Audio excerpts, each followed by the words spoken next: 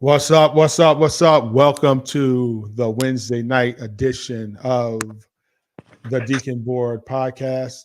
Um, we are here. I know everybody's waiting to see Eric Roberson come on, so he's going to be on joining us in a minute.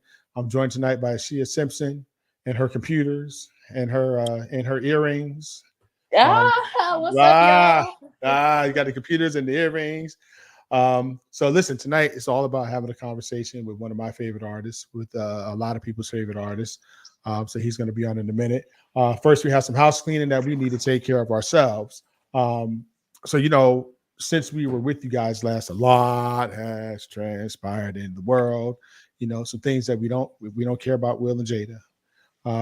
But I do I'm so care sick about of Will and Jada. I do care about the Brooklyn Nets getting swept. I don't understand what the hell is going on with the Brooklyn Nets and they getting swept by Boston. I mean, if they Wait a talk minute, about, wait a minute. Boston is my team, so you can't go too hard, bro. I'm going to Come on go now. hard. I'm going to go hard No. because Boston is my um, team. I don't understand how a super team with Kevin Durant, Kyrie Irving, and Ben Simmons in play. I mean, I guess do we talk about Ben Simmons? Do we call him a scrub? Do we call him a bum? Do we call him a punk? Do we call him a quitter? I mean, So his you whole can't really, you can't call him a bum. He is a quitter though, but you can't call him a bum because I mean he didn't put in work, right? So we gotta give him his credit. But I can tell you why y'all got swept. I can tell you why they got swept. It's because old boy won't comb his hair. you're not going to talk about. I mean, okay. There's nothing. There's absolutely nothing I can say to refute that. I am Old 100%. boy won't comb his hair. Basically you're saying that KD combed his hair, they wouldn't be in the position that they're If he in right comb now. his hair, if he comb his Combed his hair, hair. it's those naps are kryptonite. I mean, we The say naps naps, are and kryptonite. I mean, naps is not a bad thing either. Naps could be a good thing. No, naps is not a no. It's not a bad thing. Don't the people with natural hair jump on me? I go from natural. I believe in creamy crack when it's necessary. So don't y'all jump on me now. Natural doesn't mean nappy. Natural doesn't mean unkept either. And a lot of people have Oh, that. You know what? A lot of people have that. They think that natural means unkept, and it it doesn't doesn't. mean unkept at all. He needs to Which sweat leads his. me to I was just at an AAU thing. Can somebody please tell me when the kids stop combing their hair? Well, I mean, they see their favorite NBA players walking around with their hair uncombed. So, I mean, I can understand. I can understand some of that going on. Because their favorite NBA player has their hair undone. They look ridiculous, crazy. So yeah, no. So that's going on. Yo, did y'all see Ja Morant last night dunk on homeboy from the key? I mean, he literally took off from the key last night His during arm was his thing. stretched like Yeah, this. his arms were stretched wide like the Lord. His arm was stretched wide like it was absolutely crazy. What's up, Eric Roberson? What's good with you, man? Hello. Man, I'm good, man. I'm good, man. I'm gonna give you a formal introduction, but I can hear myself. So you Am I might want to echoing? Am I turn echoing? down your feed. Me? Oh, hold on, real quick. I hope I ain't mess y'all up. Hold on a second, real quick. You hear still? You still hear echo? Nope, we're good. It's gone. Cool. So I'm good now. Cool. We can't blame Demo for this one. So let me give him a form. First of all, I'm joined tonight with Ashia Simpson, who is my co-host. And also tonight on the Deacon Board, we have author, singer, professor, two-time Grammy Award nominated artist, Mr. Eric. I don't like mango. Oh Roberson. wow! Wow! So now let me tell y'all, Eric and I have beef. We have beef. Complete beef. This is a beef caused by him because he decided at the Are we really last. gonna do this? He decided at the last. You gonna choose violence at the end of this, right? You gonna choose violence when we walk in? This is my domain. You can get me later on tonight when I'm on your podcast. So this is mine right here. I'm gonna tell my side of the story. Okay. Sure. So- Tell your side. So we were in Hampton, Virginia, and Eric introduced us to this wonderful restaurant, Mango. Say that last part again, real quick. Eric introduced us. Okay. Eric, he did introduce us to him via Okay. Demo, who Maurice and Demo will be on here in a few weeks. But so we decided to go to lunch. I didn't know that my man, the artist, decided to take a late flight. I didn't know. So we decided to go to lunch at 3:00 in the afternoon. Right. But the concert started at 6 or 7. We So decided you to go to lunch. so you didn't know? Did Demo know? I don't know if he knew or not either. He's not Demo here to booked. defend Demo himself. booked the flight. Demo booked the flight. I can tell you that. Just that. So Demo booked the flight that I was on, and it wasn't a decided take a lot. That was the flight I was on the entire time. It was never changed. I don't know. I'm just saying my side of the The person story. you were with, though, booked the flight, had the itinerary, controlled my itinerary. That's part of his job. I get you, though. Continue on. I'm sorry. I'm listening. Continue on. Okay. So I'm saying, so we were at the restaurant, we were eating well, and the food is delicious. If you go to Hampton, Virginia, Mango, they have another restaurant called Charlotte, another restaurant called Panache, is all on the same block. The food is delicious. We asked, yo, man, you want us to bring you something back to the hotel? We know you're just getting in. And, 3 months later, he still think that we purposely went early. So can I ask you? So can I ask you a couple of questions real quick, just so we can clear up a few things? Go ahead, boss. Was the initial time? Did Brother Macklin in the last podcast that we had? Did he announce that you guys were actually going to eat later at a time that actually would have fit me into the schedule, but then you guys decided to eat earlier? Did he not say that? I don't remember. Oh, now we don't. Allegedly. All of a sudden, this is his he got podcast. some timers now. Ashia, I'm gonna say this though. I'm gonna leave it like this. You introduced them to these amazing sisters. You introduced them to the restaurant. You introduced them to the double fried chicken sandwich and the mango the salsa and the biscuits and all this. You allegedly, I love it. You introduced them to this, right? And then you're coming back to Hampton. We all gonna be there. The place that I introduced you to. And imagine the shock that I receive when my plane is getting ready to land. And I didn't turn my phone off. I get it. And I'm starting to get signals. It's a little message. Beep, beep, beep, beep, beep, beep, beep.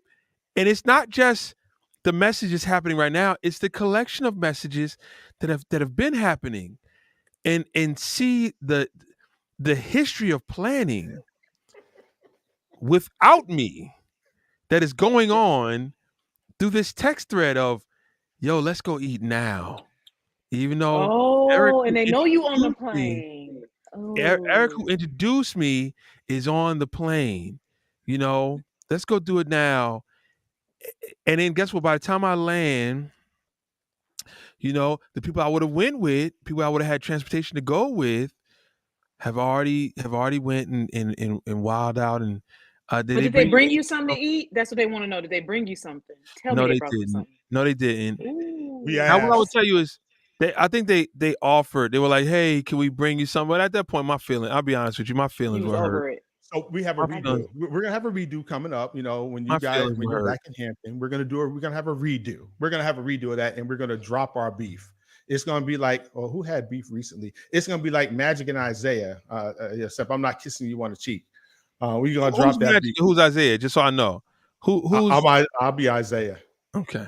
All right. I'm just trying to see. I mean, I don't know. Wait a second now. I don't know. That's it. I don't know. All right. So listen. So we're going to talk about everything Eric Roberson, music, Eric Roberson, his career as an independent artist, as a teacher, as a musician. So I'm going to start it off. I'm going to save, because Ashia told me earlier during our pre-show, she was like, I want to talk about lessons. So I'm gonna let her talk about that later on. But I am lessons. Oh, I love it. I love it. She's a lesson. She's a lesson. I don't know about. I see every time you do wrong, I'm gonna say mango. Hysterical. Thank you. I appreciate that. Hysterical. I appreciate that. So tell us your music beginnings. I mean, what's your pedigree? Where do you come from, and how did you get into this lifestyle? Because it is a lifestyle.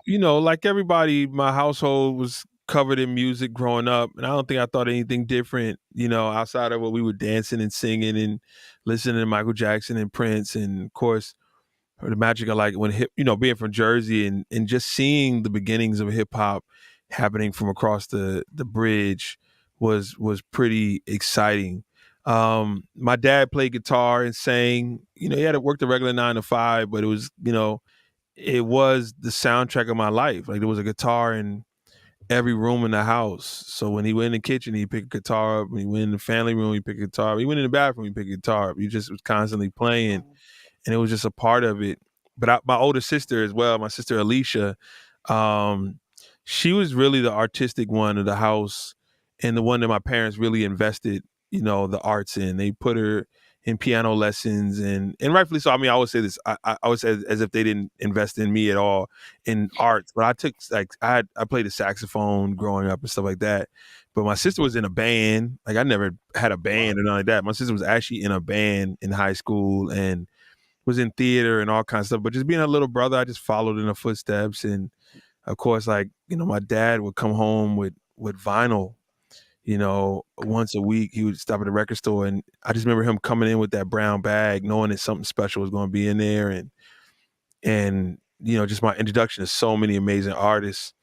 And I just kind of started noticing that this is somebody's job. This is like what people, they do this. Like, okay, so they rented something or they called people together. They wrote these songs and like they made this album as their job. And I think that was the part that really made me wrap my head around it. Maybe I could start creating. But I started writing songs and doing poetry and theater and any of that stuff, just trying to follow my sister, to be honest with you. All right, dope. So your first entrance into being a singer, an artist, a writer, when did that start? Right, I started writing. I mean, I was writing poetry very early on, but my parents got me a keyboard, and it was like a keyboard that had a little bit of a sequence, and like you could play something down, and then you could play that part back and play over it. And that was probably the start of like, let me try to make my own songs.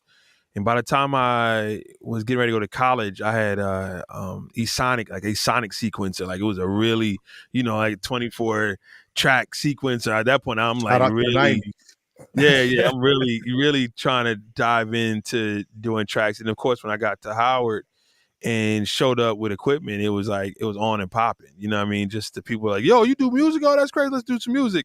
And I think that's when I really started taking it serious. And also, you know, growing up, even singing in church, I was singing around these giants. My dad and his friends, they had these big power voices, and I'm just this little kid. Probably wasn't until I got to college I could really size myself up next to somebody my own age and go like, oh, I still have this much to work on, or I'm doing all right. You know, like I was kind of able to kind of see where I was at.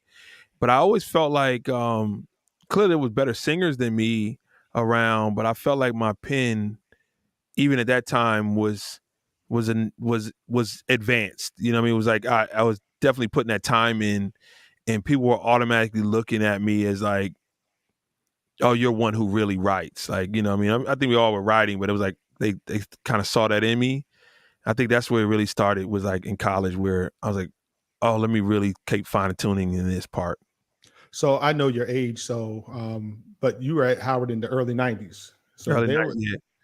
There were some monsters at Howard, industry monsters now, that were at Howard in the early 90s. Indeed. Absolutely. Even, you know, from oh shoot, who was there? Cy Smith was there during that time. Smith, right? we came in at the same time. I'll tell you just naively, when I heard Cy Smith was friends with some of my friends, right? So I went to the quad dorm and was hanging with some friends, and she came in the dorm, and I heard her speak. I just heard her talk, and I said, "You have a beautiful voice. You should try singing." I remember telling her that. Never heard her sing ever. Like this is like 30 seconds into meeting Cy Smith. And then like a year later, she was in a singing group at Howard, like this a cappella group. And I remember saying to myself, like, oh, she really took up my advice. Like she really started singing off of me, like suggesting, not knowing that this girl probably been singing her whole life. But her speaking voice was like one of the best speaking voices I ever heard. Forget her singing voice is out of the park. Just her speaking of voice alone was like, and then you talk about just her mind and how she hears. Yeah, she was a force to be reckoned with at Howard. Dope. Yeah, some other heads. I know Ray Anger was down there at the time. Yep. Shoot, Shy was that the group Shy was just being formed at the time down there in the early 90s. That's how I really got my start. I mean, I remember them as a group. I remember when they played, they sang for a DJ and how everything happened overnight.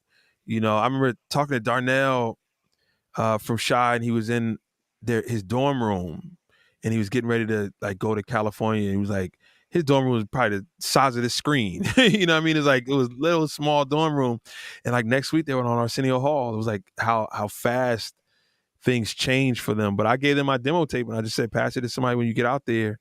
And I'm always honored that they did. It was a life-changing moment that they gave me a shot and thought more enough of me to really pass my demo tape on to somebody. I appreciated that.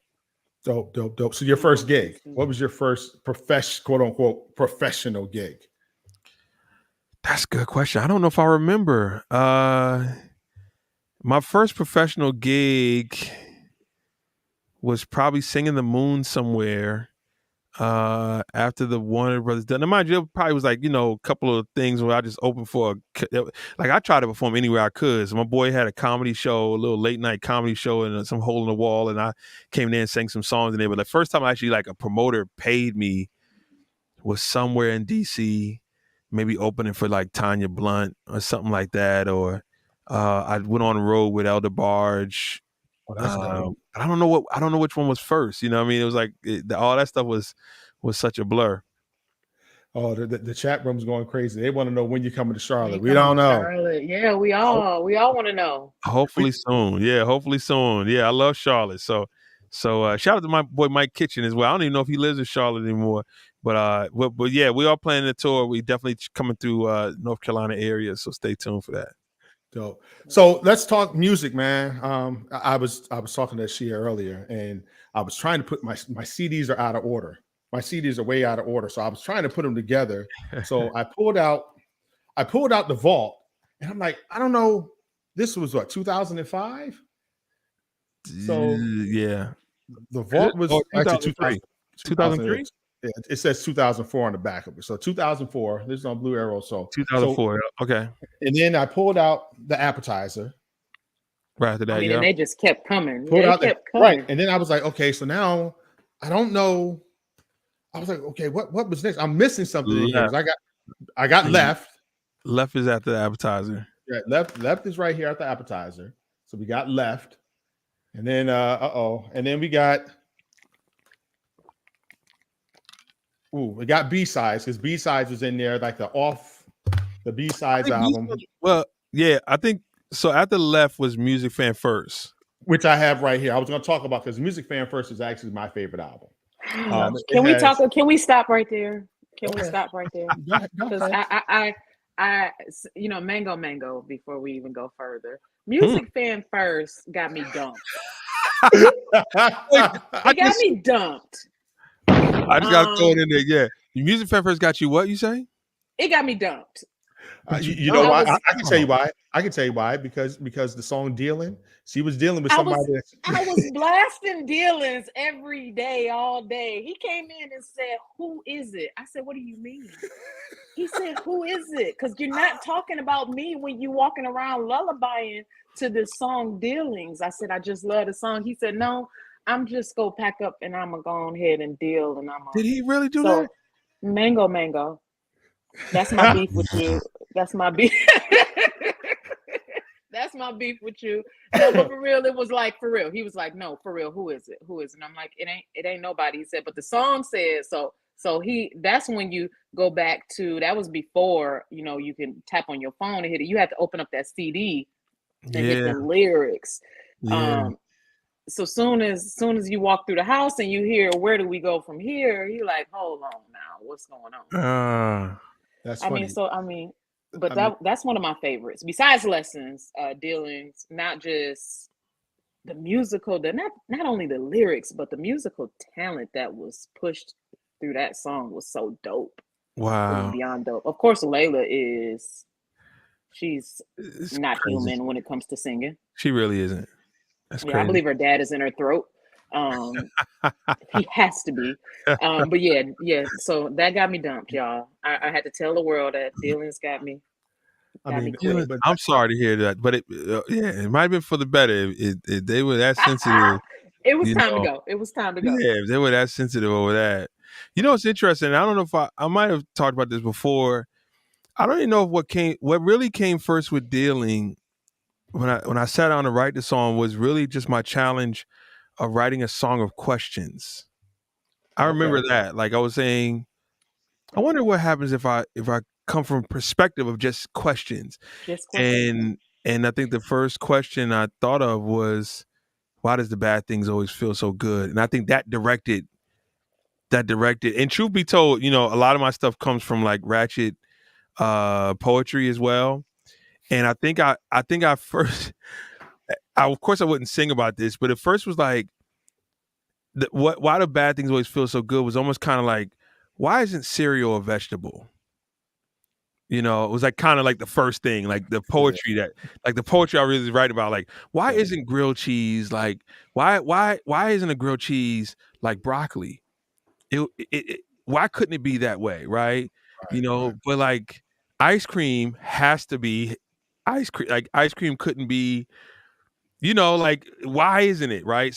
But then of course it led into, nobody wants me to hear sing like, why can't ice cream be low in calories? Nobody wants to hear that, right? So then it's like, why can't the bad things always feel so good? And of course then it moves into like love and relationships, and then we get the song we get with dealing, and then of course Layla just being Layla is, I'm still pinching myself like, how did that happen? You know what I mean? And I'm just honored she took the time to do the song with me.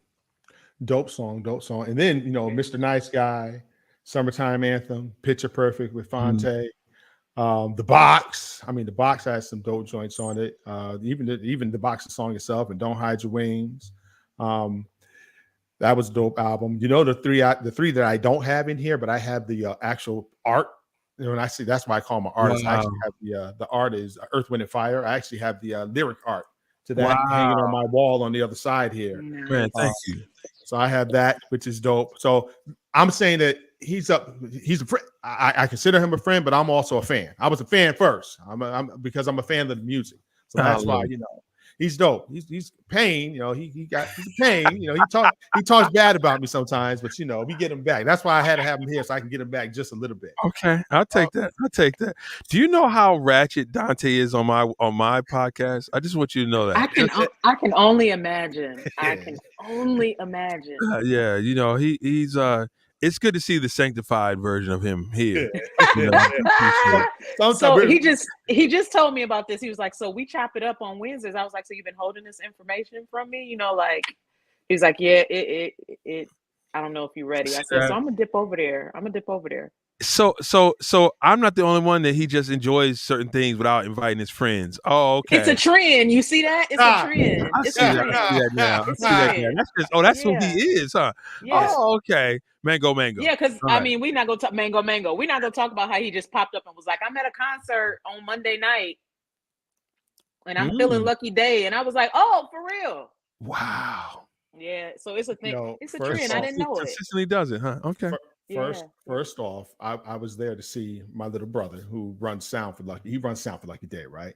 I stayed for 3 songs. I took him to dinner. We came back. I stayed for 3 songs and I bounced. But I put up a video and they're like, "Yo, you leaving?" I was like, "Yeah, I'm leaving. I'm not. That's not my thing. That's not my thing." But anyway, back to the interview at hand. So I have all the live joints too. I have Live in DC. I still have that. I still have the DVD on that. Man, I actually have the actual DVD. To Sweet Locks talking about Dante with the collection. It's a pretty nice collection here. It's a pretty dope. You didn't talk about Wind. Wind is dope. The whole Earth, Wind, and Fire series is dope. That entire how did that come together? The Earth, Wind, and Fire series, and then we're gonna hop on through the rest of the music. I think a lot of it was just trying to figure out. I mean, that's how the whole process group started. Was like, what's it? The conversation was trying to figure out like, how could we start showing people more, because we were getting to an area in music where we were moving to streaming and we were showing people less, right? I'm a credit reader. We come from that place of like just the experience of opening up a package and seeing the artwork and trying to see how they put things together. And we were moving away from that where you didn't know who was writing what, who produced what, who played what. It's just, we were just getting music. And I was like, what happens if we offset that and really show everything? What happens if you remember, we sold the album and we were like, all right, the idea is that we're going to make 3. It was a challenge first and foremost, like to myself of, can I do it? And it was like, okay, we're going to make 3 albums. We'll make 3 EPs. And if you're interested, I want you to watch me make them. So you can buy them right now before I even make the first song. And then once you buy it, we'll give you an entrance. At that point, it was a private Facebook page, an entrance to this private Facebook page. And then we're just going to start creating. And, immediately, man, a group of people joined in and we just started working. And I think initially was, I'm a heavy Mo Better Blues fan. My initial thought was naming them like after like Mo Better Blues characters. So it might be like the first one was like Bleak, then the second one was Clark, and then the last one was Indigo, right? And it'll be more like the first one will be about me, Bleak, then the Clark will be about my dark side of my shortcomings of trying to get to where, and then Indigo will be about the promise of love and like really getting. So we'll still take that. We'll still take that. And we will take all of that because I think the first initial stuff, and I appreciate it, and we should do it. I truly believe we should do it because I started really considering writing like Mo Better Blues type songs. And we have, and anyone part of the process, I have a song called Bleak. We sure do. That's a beautiful song that we just need to figure out how to find a home. And it's a travesty because we passed the 25th anniversary of Mo Better Blues like last year. And so if not the 30th, was it, or is it 30th? My God, it was the 30th. That should be 30. Yeah, that should be 30. 30th anniversary of Mo Better Blues. And yeah, we just didn't put it out and stuff like that. But it needs to find a home. Nevertheless, it started adjusting, and eventually we were like, why don't we call it Earth? Why don't we call it Wind? And why don't we call it Fire? And that was more of a challenge against a writer because Fire would be like, let's make it politically. Let's make it about, and at that point, Trump's running for office and stuff like that. So it was getting a little crazy. If I would have done it differently, I would have given myself a little bit more time between albums. Because anyone remembers how we watched it, we gave ourselves 3 months to write each album. Right. And so we're just heavy into writing, recording. And as fast as we finished Earth, we put it out, and then we immediately started working on Wind. And then we had 3 months to knock that out. And as soon as we put out Wind, we immediately went to Fire. And I think if in hindsight, I would have spent a little more time promoting the albums.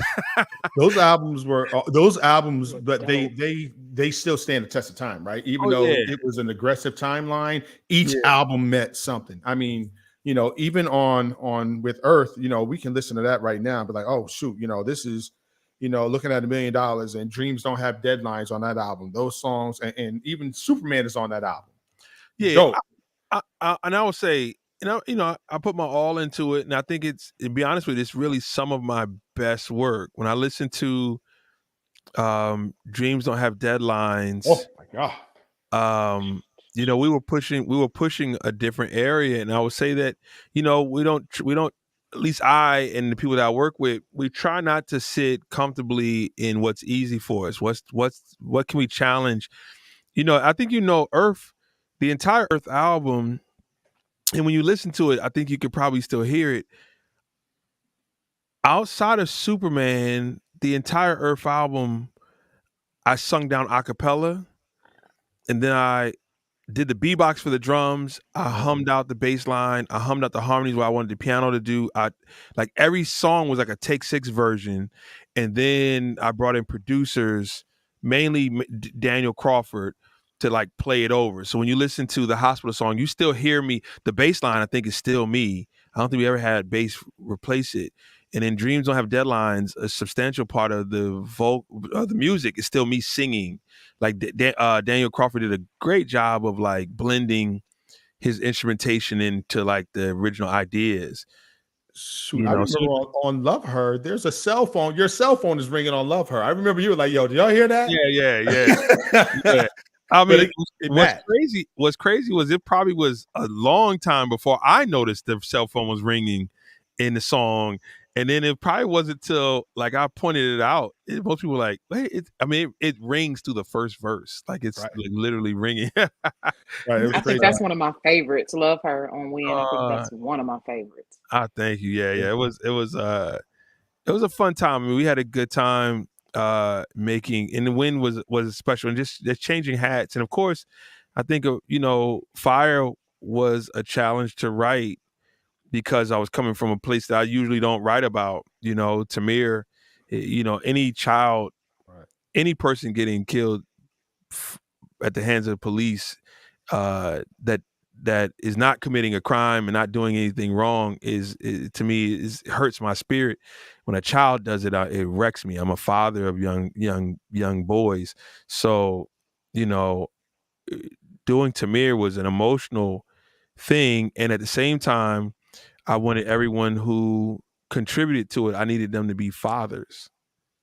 It's like I chose James Poyser because he's a father of a young son, and I needed him to put that pain and fear and worry, the same that I have, into the production.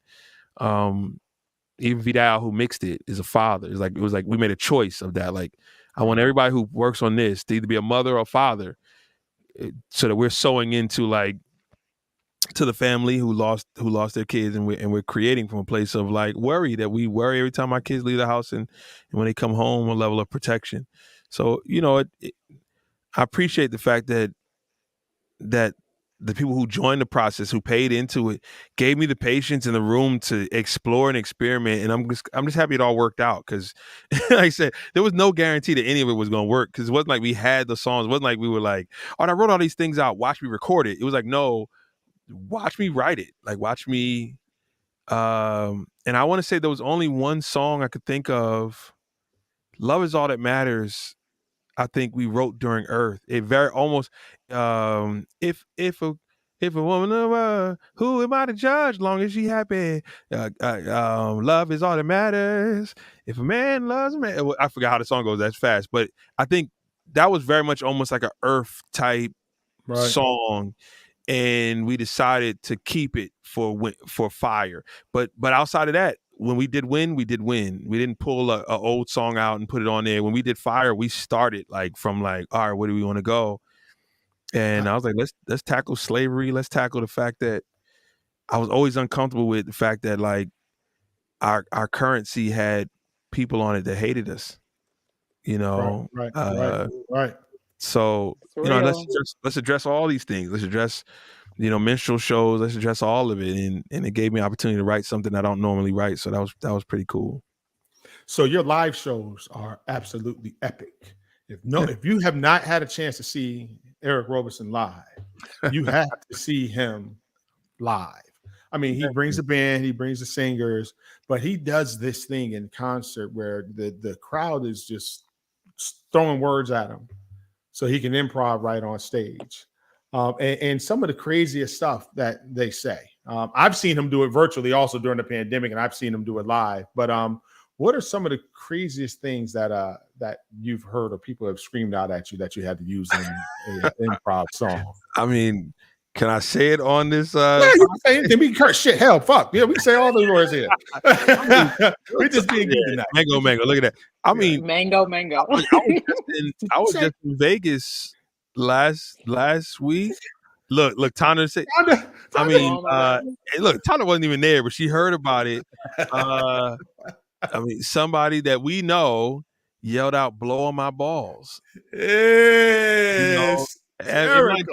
It's not always, that, but I mean, there she goes, ladies and gentlemen, Amber. Amber was yelled that out. But we've had everything, man. And I'll tell you, I mean, sometimes it can get really, really ratchet and silly and crazy. But there's been times where I remember we were in a festival in Maryland, and I think we were trying to pull on like those words, and a woman got up, and I think she just announced that she had just finished chemo or something of that nature. She was bald headed, and it's happened I've seen it happen before. And it's like, instead of going the comedy route, instead of going the surprise route, it was like, all right, let's sing a prayer to you right now. And it goes from another thing where instead of like us laughing and having a good time, or it goes into a moment where however many people, 1,000 people are all sewing into this one person. Like, we're going to sew into that you will never have to have chemo again. You'll never, and we singing strength into her. And usually it's almost like now also take a minute and think about, because you're not the only one here who has went through some suffering. There's somebody in here whose family member is dealing with dementia or has also got bad news or going through this and that. So without them even raising their hands, just make sure that you're sewing into the person next to you or whatever. And it's crazy because none of it's playing. It's really just going wherever the inspiration in the music is nudging you to go. And a lot of it is just trusting it. It's I think all artists in some form or fashion take risk, and I think improv is the highest level of risk, because you're walking out into the unknown and trusting that it'll work out and risking failure. Like I have no problem risking embarrassing myself or falling flat on my face for the chance that it might be the most magical thing you ever see, and I think that's worth it. But I think that's just being an artist in general. Nothing's guaranteed. When Layla Hathaway, as amazing as she is, nothing is guaranteed on that stage. And we got out there on faith, and I think it's a proof of God. It's a proof of all things that I just told a student earlier today who was dealing with hesitation and fear. And I said, guess what? Some things are not going to work. Right. Some things are not going to work. And you have to know that you have to go through the things that will work and won't work. The things that won't work will be for the betterment of you. You just have to allow it to be, but we're so worried about things not working that we won't even move into it. We won't even walk into it. And has every freestyle worked? No. I'm the first one to tell you, but guess what? Tomorrow we do another one, and it's not the end of the world when something is not the greatest thing in the world, but it's worth taking a chance. I'm down to take a chance every time. Dope. All right, so let's go ahead and talk about it, because she's sending me messages talking about just get the lessons. I want to talk about lessons. So let's talk about the album lessons. I mean, the album lessons. I love this album, and I love the song lessons.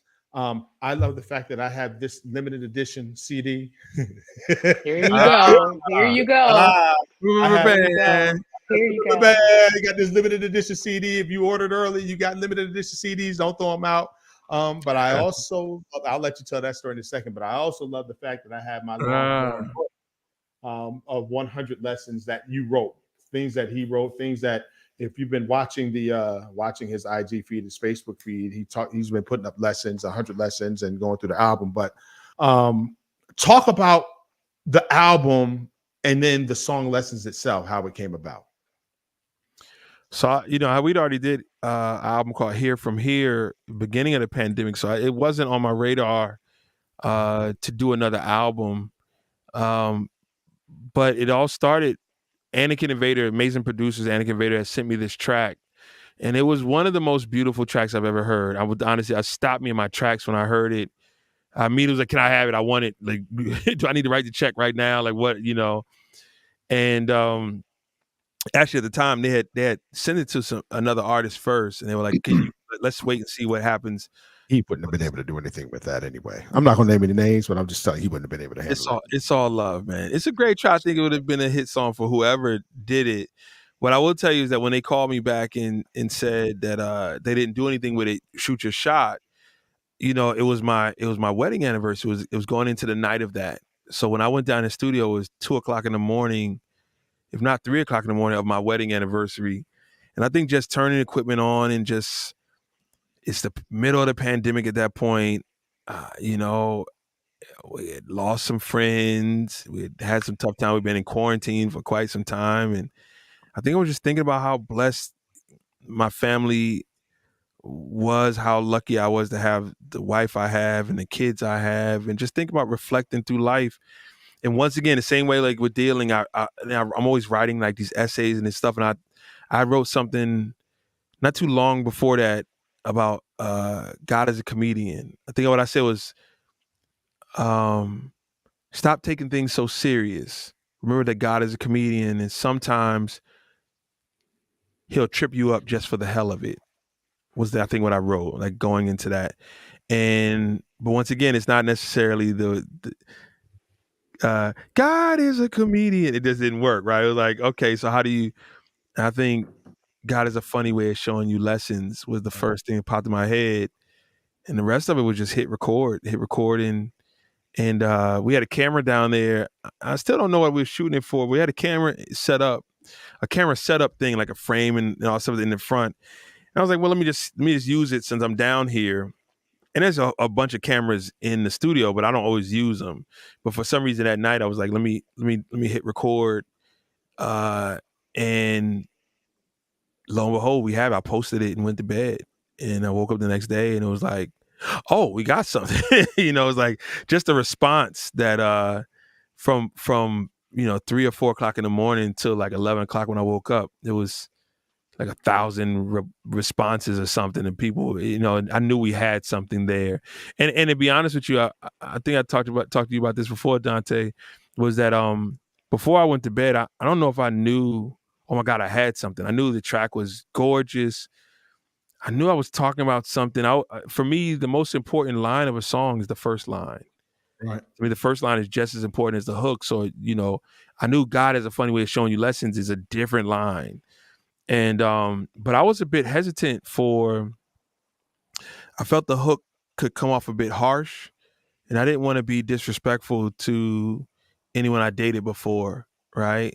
So I didn't want to like come off like, you wasn't good enough, now I got better. I didn't want to be like that. Oh, that's how I'm blasting it That's how every she is. time. She's That's like how that. I'm blasting it every time. I was a bit hesitant from that. I was a bit like, is that? I remember thinking before I even posted, I was like, is that a little heavy? But I've made a promise to God a long time ago when I was really praying to be the writer I wanted to be. I made a promise to God that I would never run away from an idea He gave me. And I mean, I've written songs that have gotten me in trouble, and written songs that were beyond transparent, and wrote songs where people felt like I exposed them, and just whatever. So so it's like. Not to be funny, but I remember that night you wrote a song and your wife went back and responded with a diss track. So Hey, look at it's that! still out on YouTube. House Revenge. Come on, man. It's House Revenge. So so I mean, Shout out to Sean. Yeah, shout out to Sean. How's your boy? Might be on the couch again soon. But we got comfortable couches in the house too. It's the important thing. When you know you're trying to get right. When you know it's a possibility, you better get a at least couch, make sure you put some good couches in your house. You know what I'm saying? So it ain't that bad. Cause messing up and then sleeping on a really uncomfortable couch, it's just too much punishment at that point. At least you're still laying next to something soft. But that's another story. But I was a bit hesitant. I was like, it comes off a little. That was at least my thought, my last thought of the song. And of course, I was really honored that so many people resonated at that thought of like, guess what? You have to go through the ups and downs. You have to go through the breakups. You have to hurt people and get hurt. All those things led up to me having these kids, me having this wife, me having this life. And I'll say that, for me, the song is, my goal for the song is for it to strengthen your perception for the person you're with, right? Renew the perception, see how incredible they are, or strengthen your faith to find the person you're meant for. Like strengthen it, and there's so many of us who go through a divorce or go through a bad relationship and just say, I'm done. I'm just giving up on love as a whole. And, a person might hurt you, but love never really hurts you, so it's surprising and disappointing for me when I hear somebody that gives up on love, and I think the right answer for you, the right person is for you there. Hopefully this song strengthens your faith to find it. All right. Go ahead, Ashia. Lesson 187. Lesson 187 says, sometimes honesty is not what you want to hear, but it's exactly what you need to hear. So after you listen to lessons, see, I don't listen to the album in order. I had to rearrange my stuff because after you listen to lessons, you got to switch over to, I tried to be your friend. Like I tried. And so we know Eric been talking about that first line. How many people will start off and say, I must apologize? Yeah, and what I'm apologizing about is I don't want to hear about them. I don't want to hear about I them don't dudes. want to hear about. I don't want to hear I about don't him. hear about you complaining about nothing. Like I'm at. It's interesting because it's such it's so interesting because the person in the song he really can't take it anymore.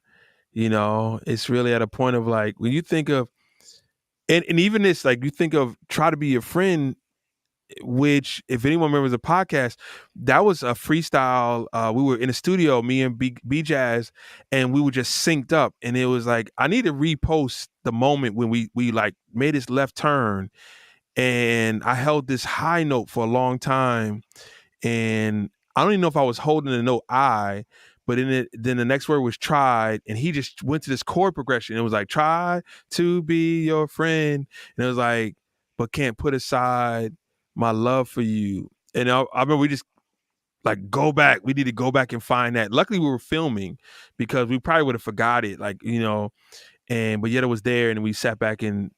But I try to write. I grew up doing theater. I majored in musical theater in college, and to me that song is very much musical theater. It's like it's a musical monologue more than it's a song. And it's also one of those songs where you write songs sometimes where people are like, "Woo, that's my joint. Whoa, that's dope." And then you have certain songs where you finish writing and people hear it and they're just quiet.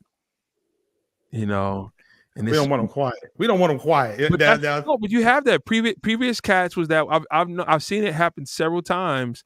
Previous Cats was a song where it wasn't like rewarded with like, "Yo, that joint is dope." It was rewarded more like, "I've been through that." It'd be like quiet, Right. And Try to Be Friend when we posted it was more like, "Yeah, I've been there."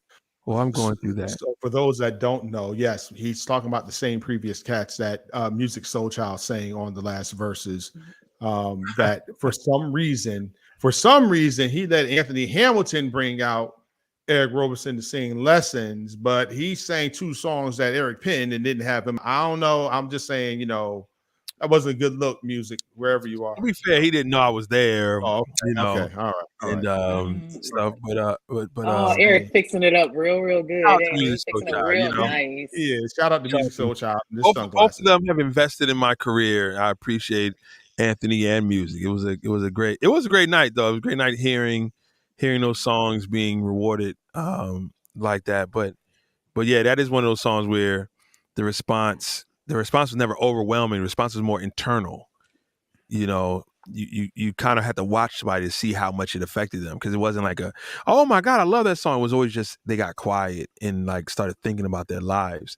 And I like that. I mean, I don't. Not every song needs to make you dance. Not every song needs to make you laugh or sing along, cry. Some songs just need to make you go, yeah, I did that. So out of all not the songs that you've written for yourself. Oh, well, let me phrase it this way: the songs that you've written and given away to others. What's the one song that you said I should have kept that? I'll be honest with you. It probably. I mean, once I give it away, I give it away. Okay. I think when I'm working on somebody else's project, and I think comes down is like, one, I'm trying to think of their perception. I'm trying to think of how I can unlock this formula for them. So I'm constantly thinking about them. And I think the biggest challenge will be like Rebound for Carl Thomas. Whereas I will tell you, so anybody know my song Rock With You I did with Jazzy Jeff? I was going to see Carl Thomas to play him certain songs, and I forgot. I think he's in like a Hit Factory or somewhere in New York, one of the big studios. And I knew we were going to the big studios in New York, and he was going to be playing this CD. So half the songs I'm putting on there because I want to pitch it to Carl. I thought Carl would have did great on Rock With You. And the other half I'm putting on there because I get a chance to hear it in like big studio speakers, right? I don't think he's going to take this song, but I get a chance to blast these songs in there because, we going to zone out, right? And he goes to play and Rock With You's first on there. And though I loved Rock With You, I was willing to part with it. This is Carl Thomas. He's working on his second album. Really excited. He skipped past it really fast. The 5 songs on the album that on this CD that I thought was really pitched to him, he skipped through them in seconds, right? Wow. He was like, he went. I was quite surprised how short he listened to them, right? because they weren't formed. And then he gets to Rebound, which is like my baby. I just did it, literally just did it, and it comes on, boom, boom, boom, boom, boom, boom, boom, boom, boom, and he sits there and goes, huh. And then I go, what's the reason you are so sad? And he's listening, and I'm looking at him going, oh my God, he's going to take this song. Yep. Oh Take my that God. song. And then he went, oh. And I know exactly what that means. For any songwriter, if you pitching songs, if he goes, they're testing to see if it's the right key for them, if they can sing in that key. At that, when he did that, I said, oh my God, he's taking this song. Like, this was I just did it. It was my baby. And it was probably going to be like the signature of where I was trying to develop my artistry to go. And he was like, this one, I want this one. I was like, it really, I think at that point we had the vault out, and it was my version was already vault volume. That's why we have vault volume 1.5, because Hold On was already out on me, but it went to Dwelle. Rebound was already with me, but it went to Carl. And so I would change the album up in order to let them have the song. So even said once they said they wanted them, at no point did I ever look back. But I will tell you that Music Soul Child, he did record Pretty Girl. Mm-hmm. And then Def Jam didn't use it, and I was like, oh, let me get that back.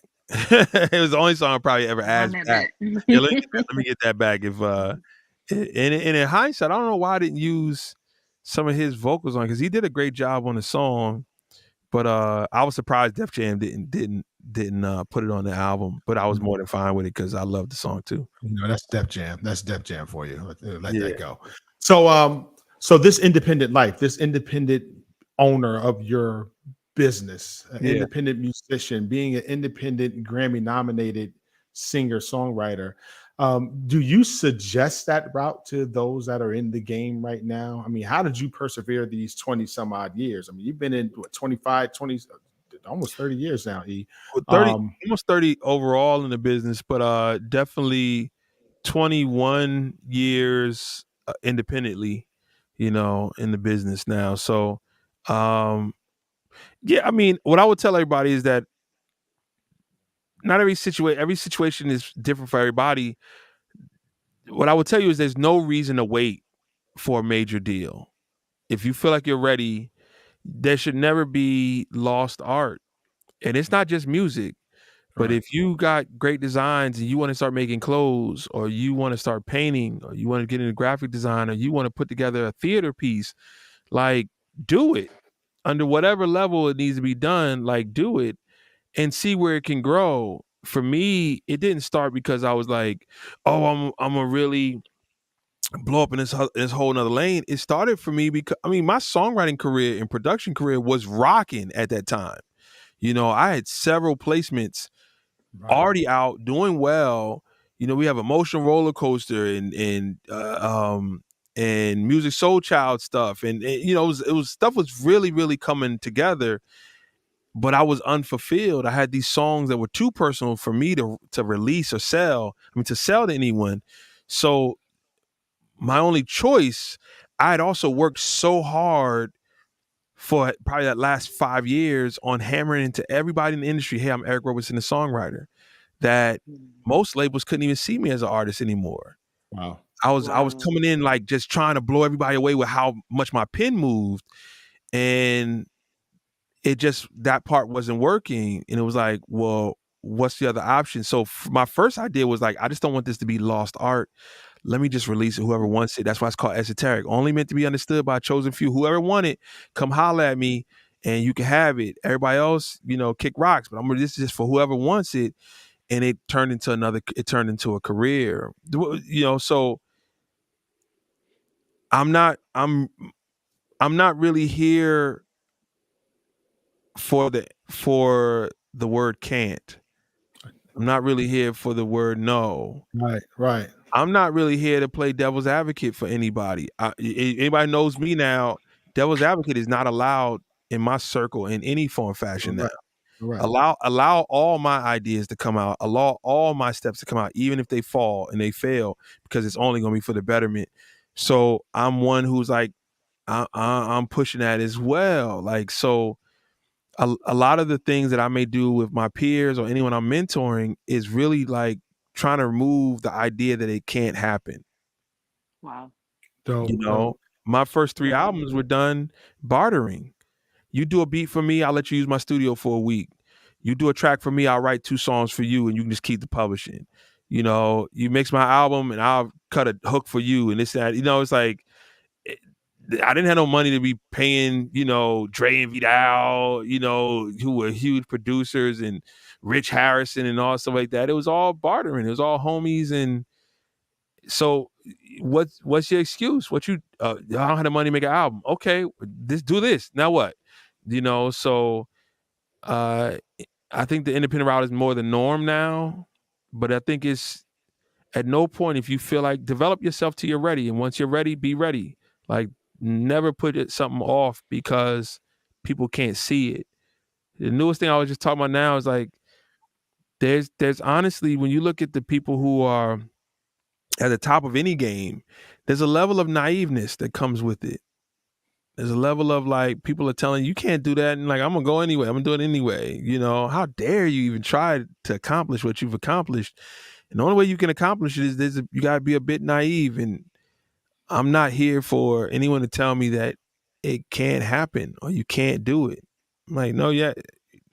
Oh, I'm definitely gonna fail trying. You know what I mean? You know, that's what it's about.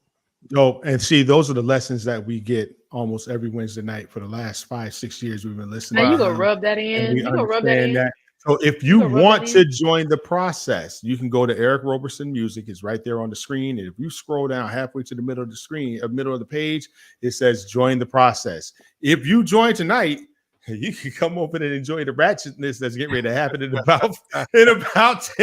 about 4 minutes. Eric, man, I thank you for joining us tonight, man. It was a pleasure having you on.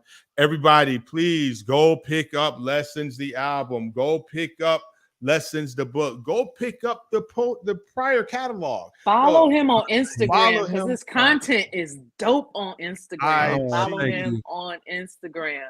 That's some follow good him content. and go pick up the old content. Go pick up the old collection. Get the CDs. You know, come and join the process family. Come and join. Yeah. Y'all join us tonight. Listen, what happens over there stays over there. All right, don't be coming over there. I'm coming in right now. I done tapped out of the broadcast. I'm coming in. The broadcast. Oh, Yeah, no. Come on over there. Because y'all know, you know what's gonna happen Friday, right, Dante? When I do Focus Friday, you know it's gonna be about lessons. I done got so many nuggets, and I'm gonna go on my platform and I'm gonna give Eric a little bit of. I'm gonna steal some stuff. I'm gonna give him a little bit of credit. Go ahead, steal it. Listen, it ain't mine in the first place. I'm only grabbing and moving. So, but I will tell you this. Listen, Shia, make sure that next time you come to Hampton, you know, listen, I have a seat Mango. ready. I already have a seat know. ready for you, and it's good to see Dante in this light, man. That he has a sweetheart somewhere. It's like that. You know, it's like that. Yeah, it's good to see that That's cool. that somewhere there's a beautiful thing there. And I appreciate it. It's some lessons, you know. We all code switch when we need to. No Thank you, man. Thank you for joining us tonight. We problem. appreciate it. I'm ready to switch sides myself. I'm ready to leave out my office and go jump on my bike as usual at 9:00 on Wednesday nights. I love it. Look, Brenda talking about watching Eric. She Dante, talking you about watching always Eric. that person. Don't tell my wife talking about. Don't tell everybody I'm sweet. You know, don't do that. Brenda, you should have told us how sweet he was. You know. Oh, I didn't even see. Look at me. I didn't even click over this little chapter. Y'all over here rocking. I would have been. Oh, the process family is in here. Kim, Tonda's in here. Sweetlocks is in here watching the time. You know, she's watching the time to wrap it up. You know, she gonna keep us on point. You know, Right. always. So I appreciate it. Have a good night, everyone. Thank you, Eric, again. We'll see you in a few minutes. All right, Ashia, you be well. And we're gone. Have a good night. Yo, listen, y'all can catch us. We're going to replay this tomorrow morning. We're on Spotify. We're on Apple Music. Go join us. The Deacon Board podcast. You can, subscribe, like, and do whatever. Leave your comments. But we appreciate you joining us. Be easy. Be out. peace.